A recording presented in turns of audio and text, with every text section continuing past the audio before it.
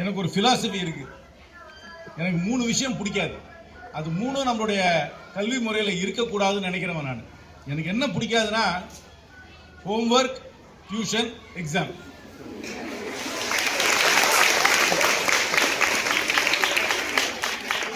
இது 3 நான் வேண்டாம்னு சொல்லிடுவேன். இது சொன்ன உடனே அவ்வளவுதான், அந்த ஹெட் மாஸ்டர் நினைச்சுக்குவாங்க இவரை ஏகாங்க கூப்பிட்டோம் நம்ம அப்படின்னு நினைச்சுக்குவாங்க.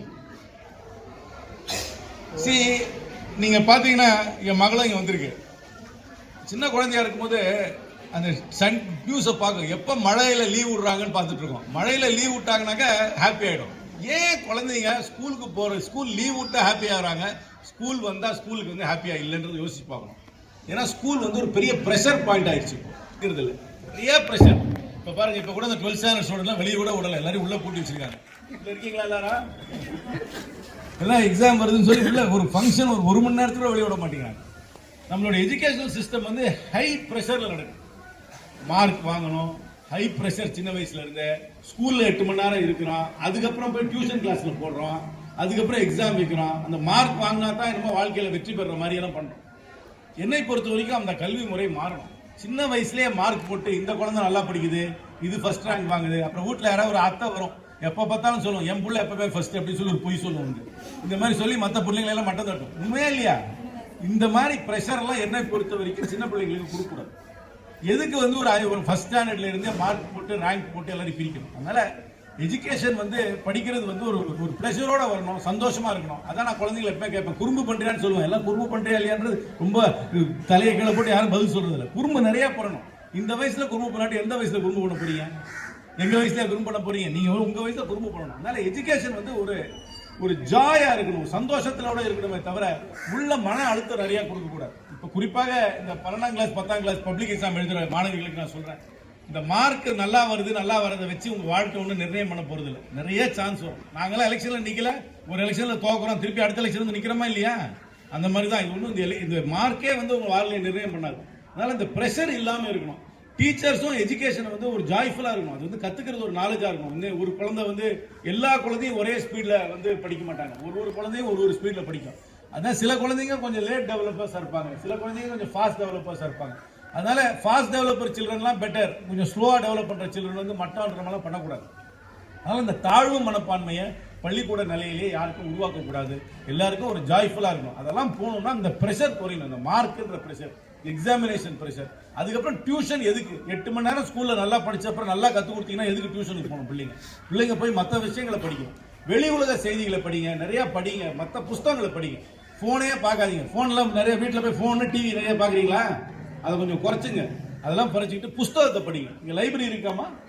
போறாங்களா லைப்ரரிக்குள்ள? எக்ஸாமுக்கு சம்பந்தம் இல்லாத புக் படிக்கிறாங்களா?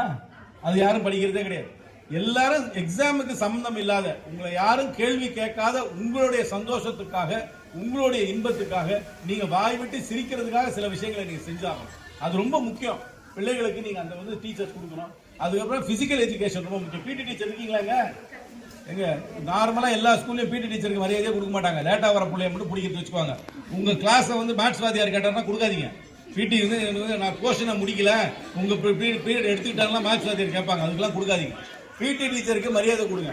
மேத்ஸ் டீச்சருக்கும் சயின்ஸ் டீச்சருக்கும் என்ன மரியாதை கொடுக்குறீங்களோ அந்த அளவுக்கு பிடி டீச்சருக்கு மரியாதை கொடுக்கணும். அதே மாதிரி நீங்க ஃபிட்டா இருந்தா தான் நீங்க நல்லா பண்ண முடியும். அதனால உங்க எஜுகேஷனை வந்து கொஞ்சம் ப்ரெஷர் இல்லாம பிள்ளைகளை படுத்துங்க. இங்க எங்களுடைய கோரிக்கையை ஏற்று இங்க வந்து டாய்லெட் அமைச்சு கொடுத்தது ரொம்ப நன்றி. எனக்கு நிறைய தெரியும், பிள்ளைகள் குறிப்பாக பெண்கள் வந்து நிறைய ஒரு டென்ஷன். ஏன்னா டாய்லெட் நல்லா இல்லை, ஸ்கூலுக்குள்ள போனோம்னா டாய்லெட் நல்லா இல்லை, அப்புறம் வந்து அவங்களுடைய அந்த மந்த்லி டைம் வரும்போது அந்த டாய்லெட்லாம் இல்லாத போது ரொம்ப ஒரு ப்ரெஷர்ல இருப்பாங்க. அட்லீஸ்ட் அந்த ப்ரெஷர் ஒரு அளவுக்கு இந்த நல்ல டாய்லெட் வந்த அப்புறம் குறையணும். நான் ஒன்று தான் கேட்டுக்கிறேன், மதுமிதா நீங்க தான் சொல்லணும், இந்த டாய்லெட்டை நல்லா மெயின்டைன் பண்ணணும். இந்த டாய்லெட்டை திறந்தது நான் இல்லை, இந்த டாய்லெட்டை திறந்தது மதுமிதா தான் நீங்க திறந்தாங்க. அதனால இந்த டாய்லெட்டை நல்லா மெயின்டைன் பண்ணணும். இந்த மெயின்டைன் பண்றது உங்க பொறுப்பு. கவர்மெண்டல் இண்டஸ்ட்ரீஸ் வந்து ஒரு 10 லட்ச ரூபா செலவு பண்ணி கட்டிட்டு போயிருக்காங்க. ஆனா மெயின்டைன் பண்றது உங்க பொறுப்பு. இது நல்லா மெயின்டைன் பண்ணணும். நான் விசாரிப்பேன், எங்க பகுதி கட்சிக்காரர் மூலம் விசாரிப்பேன். டாய்லெட்டை மெயின்டைன் பண்ணணும். இந்த கேம்பஸையும் மெயின்டைன் பண்றது நம்ம பொறுப்பு. இது உங்க ஸ்கூல். இந்த ஸ்கூல் வந்து எனக்கும் என் ஸ்கூல் மேல ரொம்ப ஆசை உண்டு. என் ஸ்கூலை பத்தி இன்னும் நிறைய நினைப்பேன். ஹாப்பியஸ்ட் டேஸ் லைஃப்ல வந்து இந்த ஸ்கூல் டேஸ் தான் இருக்கும். இதுக்கு இந்த ஸ்கூல் டேஸ், இந்த ஸ்கூல் ஃப்ரெண்ட்ஸ் தான் எல்லாத்துக்கும். அதனால இந்த கேம்பஸ் நல்லா மெயின்டைன் பண்ணணும். நீங்க வந்து நல்லா படிக்கணும். இங்க இருக்கிறவங்க நிறைய பேர் கேட்டேன், எல்லாருமே நீங்க எல்லாம் காலேஜுக்கு போகும்போது முதல் தலைமுறை காலேஜுக்கு போறீங்க. உங்க அம்மா அப்பா எல்லாம் காலேஜுக்கு போல, நான் காலேஜுக்கு போனது ஒன்றும் பெரிய விஷயம் கிடையாது. ஏன்னா எங்க அப்பா காலேஜுக்கு போனார். என் பொண்ணு காலேஜுக்கு போறது ஒன்றும் பெரிய விஷயம் கிடையாது. ஏன்னா நாங்க தலைமுறையா காலேஜுக்கு போறோம். அது பெரிய. ஆனா நீங்க காலேஜுக்கு போறது என்னை பொறுத்த வரைக்கும் ஒரு சமுதாய புரட்சி. உங்க அம்மா அப்பா செய்யாததை நீங்கள் செய்கிறீர்கள்.